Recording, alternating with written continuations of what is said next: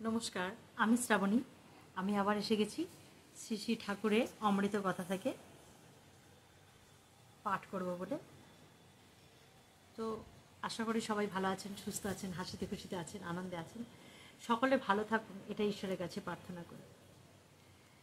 ঠাকুরকে প্রশ্ন করলেন যে সংসারী মানুষ যারা, তাদের কি কোনো উপায় নাই?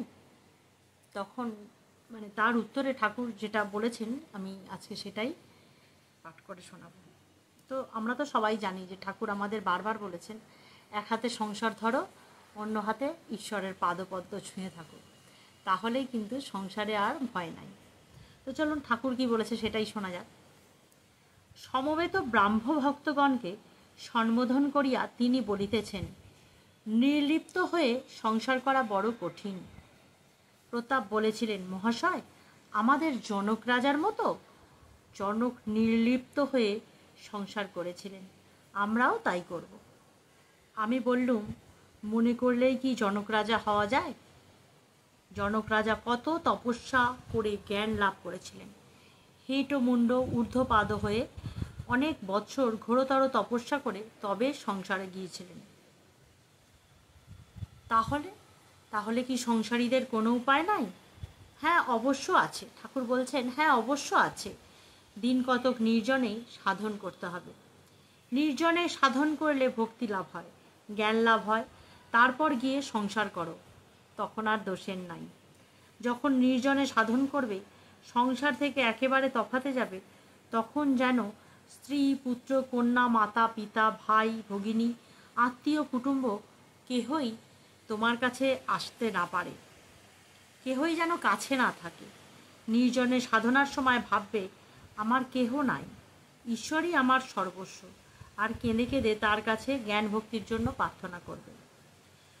যদি বলো কতদিন সংসার ছেড়ে নির্জনে থাকবো, তা একদিন যদি এই রকম করে থাকো সেই ভালো, 3 দিন থাকলে আরও ভালো, বা 12 দিন, 1 মাস, 3 মাস, 1 বছর, যে যেমন পারে জ্ঞান ভক্তি লাভ করে সংসার করলে আর বেশি ভয় নাই। ঠাকুর বলছেন, জ্ঞান ভক্তি লাভ করার পর যদি সংসার করা যায়, তাহলে কিন্তু আর ভয় নাই। হাতে তেল মেখে কাঁঠাল ভাঙতে হয়, হাতে আঠা লাগে না। এটা আমরা সবাই জানি যে হাতে যাতে না আঠা লাগে, তার জন্য কাঁঠাল ভাঙার আগে আমরা হাতে কিছুটা তেল মেখে নিই, তাহলে কি কাঁঠাল ভাঙতে গেলে হাতে আর আঠা লাগবে না। তো ঠাকুর সেটাই উদাহরণস্বরূপ বলছেন যে হাতে তেল মেখে কাঁঠাল ভাঙতে হয়, তাহলে হাতে আর আঠা লাগে না। চোর চোর যদি খেলা হয়, তাহলে চোর যদি বুড়ি ছুঁয়ে ফেলে, তাহলে আর ভয় নাই। একবার পরশমণিকে ছুঁয়ে সোনা হও, সোনা হবার পর 1000 বৎসর যদি মাটিতে পোতা থাকো, মাটি থেকে তোলবার সময় কিন্তু সেই সোনাই থাকবে, তখন কিন্তু অন্য কিছু আর হবে না। একবার যদি পরশমণিকে ছুঁয়ে ফেলো, ঈশ্বরকে ছুঁতে বলছেন ঠাকুর, মনে ধারণ করতে বলছেন যে একবার যদি পরশমণি ছুঁয়ে সোনা হয়ে যাও, তাহলে 1000 বছর মাটির নিচে থাকলেও সেই সোনাই থাকবে, সেটা থেকে অন্য কিছু আর পরিবর্তন হবে না। তখন মাটি ছুঁয়ে পুড়ে তুললেও সেই সোনাই হয়ে থাকবে। এটাই আর কি ঠাকুর বোঝাতে চাইছেন, যে একবার পরশমণিকে ছুঁয়ে সোনা হও, সোনা হবার পর 1000 বছর যদি মাটিতে পোতা থাকো, তাহলে মাটি থেকে তোলবার সময় সেই সোনাই থাকবে।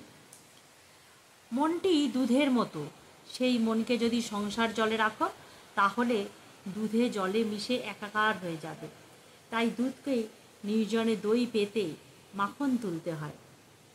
দুধকে নির্জনে দই পেতে মাখন তুলতে হয়, ঠাকুর এটা মনের কথা বলছেন, যে যদি মন হচ্ছে দুধের মতন, যদি দুধ আর জল একসঙ্গে, সংসার হচ্ছে জল আর মন হচ্ছে দুধ, দুধ যদি সংসারে থাকে, সংসারের জলে থাকে, তাহলে কি হয়, দুধ আর জল মিশে একাকার হয়ে যায়।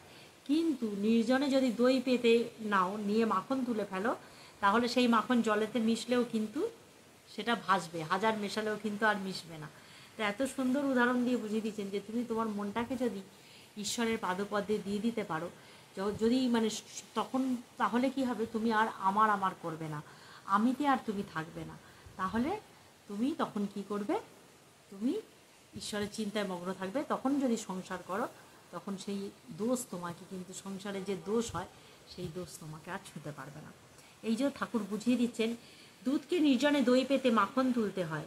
যখন নির্জনে সাধন করে মন রূপ দুধ থেকে জ্ঞান ভক্তি রূপ মাখন তোলা হবে, তখন সেই মাখন অনায়াসে সংসার জলে রাখা যায়। সে মাখন কখনো সংসার জলের সঙ্গে মিশে যাবে না, সংসার জলের ওপর নির্লিপ্ত হয়ে ভাসবে। মানে জলেতে মিশবেও না, ডুবেও যাবে না, কিচ্ছু হবে না, সেটা তখন জলের মধ্যে ফেলেও সেই মাখন কিন্তু ভাসবে। তো মাখন হচ্ছে কোনটার সাথে তুলনা করা আছে? নিজের মনটার সাথে তুলনা করা আছে, যে ঈশ্বরের পাদপদে দিয়ে নিজের মনকে সেই মাখনের মতন করে রাখো, তাহলে হাজার সংসার জলে পড়লেও কিন্তু সেই জলের সাথে আর মিশবে না, সে তখন ভাসবে। এই ঠাকুর বুঝিয়েছেন, সুন্দর করে বুঝিয়েছেন যে আমরা যারা সংসারী হয়ে গেছি, এক্ষুনি তো আর সংসার বাদ দিয়ে আমরা সাধু সন্ন্যাসী হয়ে যেতে পারবো না। তো ঠাকুর কিন্তু আমাদের বারবার এটা বোঝাচ্ছেন যে সংসার আমরা করব, কিন্তু ঈশ্বরের চিন্তাও সাথে সাথে করব, এক হাতে ঈশ্বরকে ধরে থাকবো, ঈশ্বরের পা কিন্তু আমরা কখনো ছাড়বো না। তাহলে কি হবে, আমাদের যে মন রূপ দুধটা তার থেকে ওই জলের সাথে মিশে একাকার আর হবে না। তখন সেটা কি হবে, ওই মাখন তৈরি করে নিতে হবে, সেই মাখন কিন্তু সেই সংসার জলে ভাসবে। ঠাকুর সুন্দর বুঝিয়েছে। তো চলুন আজকে এই পর্যন্তই, আবার আসবো অন্য কোনো দিন অন্য কোনো আলোচনা বা পাঠ নিয়ে। ততক্ষণ পর্যন্ত সবাই ভালো থাকবেন, সুস্থ থাকবেন, হাসিতে খুশিতে থাকবেন, আনন্দে থাকবেন।